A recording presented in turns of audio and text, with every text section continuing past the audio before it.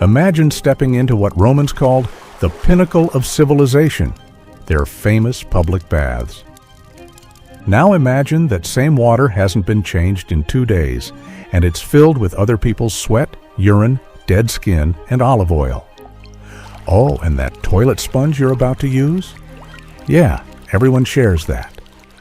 Welcome to 79 AD, where the cleanest empire in history was actually a disease factory wrapped in marble. It's a sweltering afternoon in Pompeii, 79 AD. You're walking down the stone-paved streets past shops selling garum, that fermented fish sauce Romans are obsessed with, and you desperately need a bath. Lucky you. The Roman Empire is famous for its hygiene, right? Those magnificent public baths with their engineering marvels, the aqueducts, the sewers that are supposedly the most noteworthy achievement according to Pliny the Elder himself. You head to the Republican Baths, one of Pompeii's oldest bathing facilities, built around 130 BC. You're expecting luxury, you're expecting cleanliness, you're expecting civilization. The smell hits you first. It's not quite sewage, but it's not exactly roses either. It's this weird cocktail of body odor, perfume, and something you can't quite identify, but definitely don't want to. You walk into the changing room, the apoditarium, and immediately clutch your belongings tighter because, yeah, theft is rampant here. Romans might be advanced, but they haven't figured out lockers with keys yet. You strip down and head toward the main bathing area, passing through the tepidarium, the warm room, and finally arriving at the caldarium, the hot room where the magic supposedly happens. Except, is that a film on the water? Yes. Yes, it is. A cloudy floating layer of what historians would later describe as scum. Here's what nobody tells you about Roman baths. They didn't use soap. I know. You're thinking, wait, what? No soap? But Romans were clean? Yeah, about that. Let me introduce you to your new best friend, the strigil. It's basically a curved metal blade that looks more like a torture device from a medieval dungeon than a hygiene tool. Here's how this works, and trust me, you're going to love this. First, you slather yourself in olive oil, head to toe. You're basically turning yourself into a well-oiled Roman salad. Then, you take this curved bronze scraper, or if you're poor, you do it yourself while rich people have slaves do it for them, and you scrape all that oil off, along with your sweat, and your dead skin, and all the dirt you've accumulated throughout the day. Now here's the kicker. Where does all that scraped off gunk go? Into the bath water. That's right. That same water you're about to soak in is now a lovely cocktail of everyone else's oils, skin cells, and bodily fluids. But surely they change the water regularly, you think? Surely? Oh, sweet summer child. A groundbreaking study published in January 2026, just weeks ago, analyzed the mineral deposits in these very baths. Dr. Gul Surmelahindi and her team at Johannes Gutenberg University discovered something absolutely disgusting. The water in Pompeii's Republican baths was changed once per day. Maybe, sometimes once every 2 days. Let that sink in. You're bathing in 2-day-old human soup. The researchers used carbon isotope analysis, fancy science stuff, and found dramatic differences between the well water coming in and the water going down the drains. The bath water showed high contamination by human waste. Not just a little. High contamination, we're talking sweat, urine, skin oils, ointments, and whatever else Romans brought with them. One historian described it as having a cloudy, floating layer of scum that would be pretty grim by today's standards. Pretty grim? That's the understatement of the millennium. But wait, there's more. And oh boy, does it get worse. So why was the water so disgusting? Well, buckle up, because the answer involves slaves, volcanic contamination, and engineering that looked impressive, but failed spectacularly at the one job it was supposed to do: keep people clean. Before the Romans built their fancy aqueduct in the 1st century AD, Pompeii got its bathwater from deep wells. And I mean deep. We're talking 131 feet down into the earth. Getting that water up required slaves operating these massive treadwheel machines, basically giant hamster wheels powered by human suffering. These poor guys would walk and walk and walk, hauling up about 3,200 liters of water per hour. Sounds like a lot, right? Wrong. That's barely enough to fill a small swimming pool for an entire public bathhouse that got used by hundreds of people daily. So the water sat there, and sat there, and sat there. One full day, sometimes two, just marinating in everyone's filth. But here's where it gets truly horrifying. That well water wasn't even clean to begin with. The 2026 study found that the groundwater was contaminated with volcanic deposits from Mount Vesuvius. Yeah, the same volcano that's going to bury this entire city in a few decades is already poisoning their bathwater with heavy metals. Lead, zinc, copper. You're not just bathing in other people's gross stuff. You're also getting a nice heavy metal cocktail. Now, you're probably thinking, okay, but didn't the Romans fix this with their amazing aqueducts? Yes, they did, sort of. Under Emperor Augustus, they built an aqueduct that brought in fresh spring water from about 22 miles away. The flow rate? A whopping 44,117 gallons per hour, 50 times more water than those sad little wells. Suddenly, bathhouses could refresh their pools more often. The water was cleaner, coming from natural springs instead of volcanic groundwater. Romans celebrated this as proof of their superior engineering. They finally had proper hygiene. Except they immediately created a brand new problem: lead poisoning. The aqueduct water flowed through lead pipes. Lead. That neurotoxin we now know causes serious brain damage, developmental issues, and a whole host of health problems. The water that was supposed to save Romans from contamination was now quietly poisoning them with a different kind of contamination. Now here's a fun twist. Over time, mineral deposits would build up inside those lead pipes, creating a protective coating that actually reduced how much lead leached into the water. Good news, right?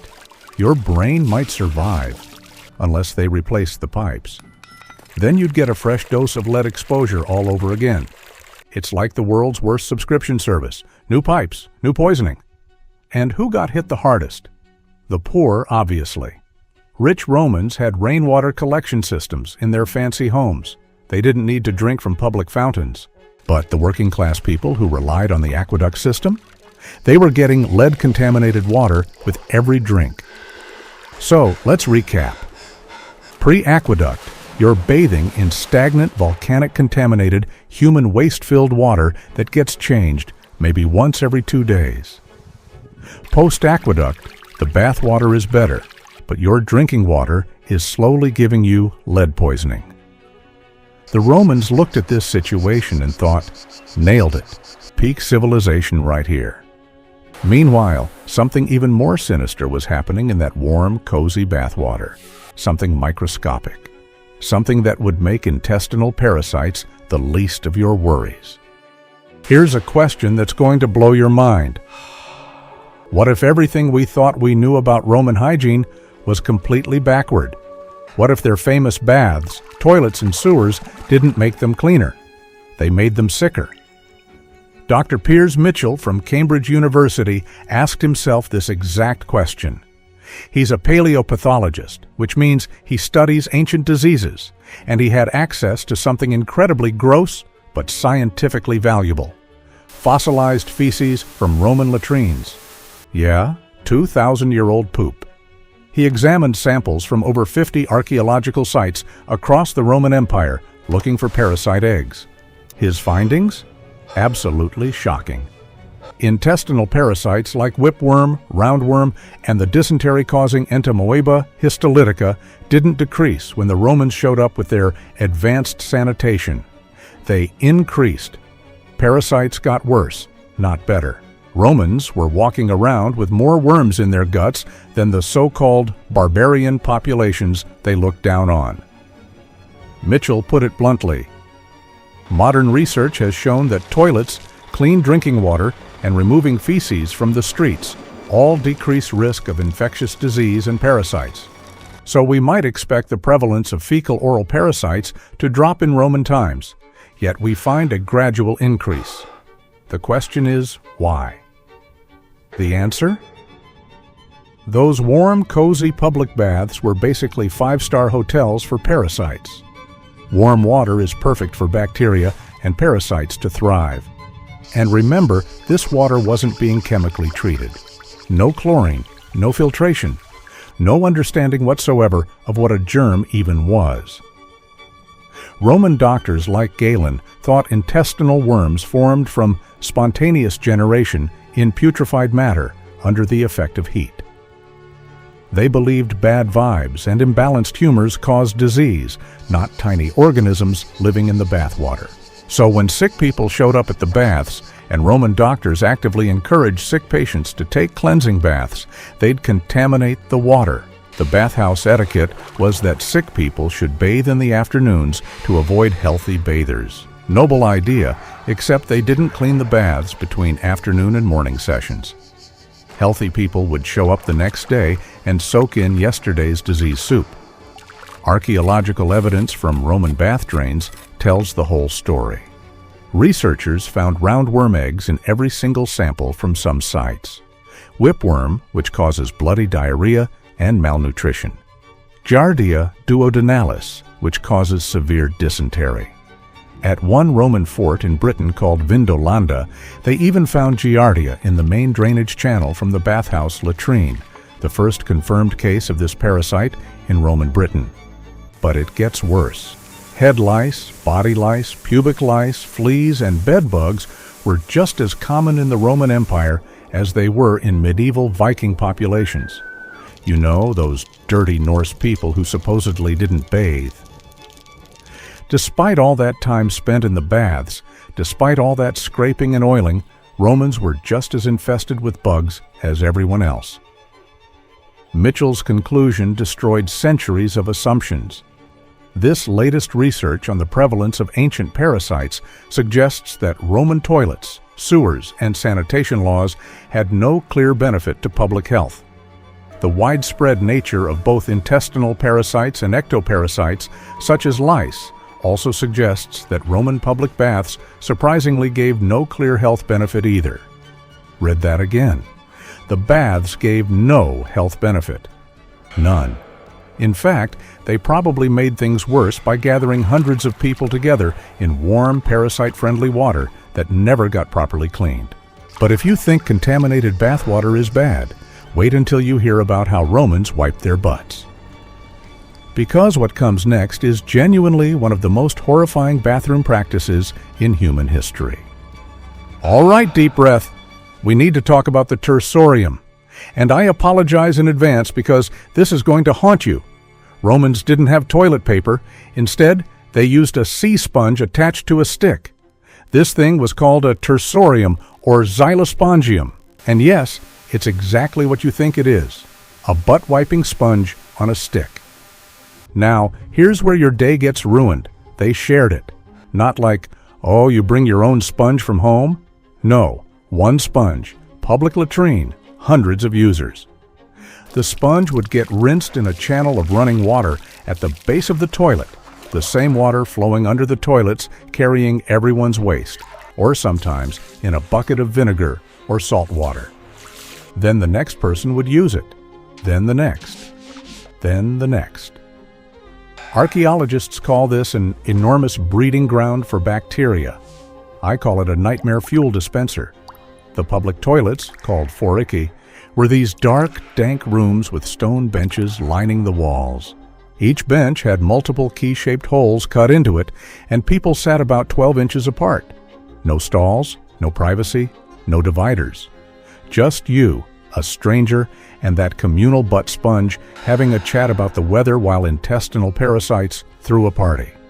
Romans were so terrified of these toilets that they carved demon-warding spells into the walls.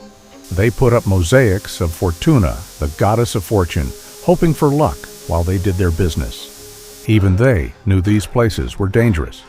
The diseases spread through these shared sponges were horrific. Dysentery, intestinal worms. Every parasite imaginable passing from person to person, butt to sponge to butt, day after day after day. And here's the truly insane part. Romans didn't understand any of this. They had no concept of germs. None. They thought they were being clean. They thought their baths and toilets represented the peak of civilization. Meanwhile, they were creating the perfect conditions for disease transmission. They even made it worse by using human feces as fertilizer without properly composting it first. Parasite eggs would survive in the soil, contaminate the vegetables. People would eat the vegetables, get infected with parasites, poop out more parasite eggs, which went back into the fertilizer. An endless cycle of disgusting. Oh, and that fish sauce I mentioned earlier? Garum? Romans fermented it in the hot sun and never cooked it. Fish tapeworm eggs survived the process beautifully. As the Roman Empire expanded, so did the tapeworms. By 79 AD, Pompeii was a bustling city of thousands, with over 952 public baths across the broader Roman world. Everyone visited them daily because that's what civilized people did. Emperors bathed with common citizens. It was social, it was cultural, it was supposedly healthy. It was a disease factory. When Mount Vesuvius erupted later that year and buried Pompeii in ash, it preserved the snapshot of Roman life forever.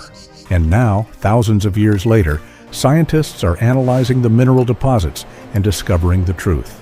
The Romans, for all their engineering genius, were bathing in their own filth. So the next time someone romanticizes ancient Rome, remember, they shared toilet sponges and bathed in 2-day-old human soup. Suddenly, the Dark Ages don't sound so dark anymore.